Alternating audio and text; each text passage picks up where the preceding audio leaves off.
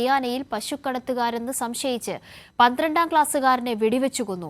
സംഭവത്തിൽ 5 ഗോരക്ഷാ പ്രവർത്തകർ അറസ്റ്റിലായിട്ടുണ്ട്. 30 കിലോമീറ്റർ പിന്തുടർന്നാണ് വിദ്യാർത്ഥികൾ സഞ്ചരിച്ച SUV-ക്കെതിരെ അക്രമികൾ വെടിയുതിർത്തത്.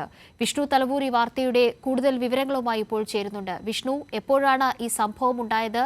ഇപ്പോൾ ഒരു വലിയ പ്രതിഷേധത്തിന്റെ സാധ്യതയും അല്ലെങ്കിൽ ആ നിലയ്ക്കുള്ള പ്രതികരണങ്ങൾ ഈ വിഷയത്തിൽ ഉണ്ടാകുന്നുണ്ടോ? ഈ അറസ്റ്റിലായവർ ആരൊക്കെ?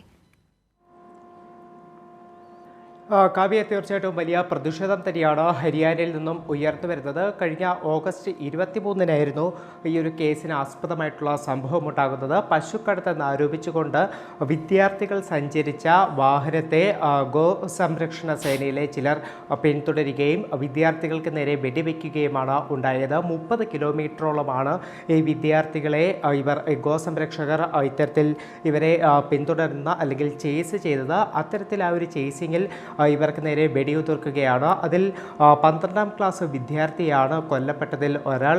ഈ 12ാം ക്ലാസ് വിദ്യാർത്ഥി പാസഞ്ചർ സീറ്റിലായിരുന്നു ഉണ്ടായിരുന്നത്.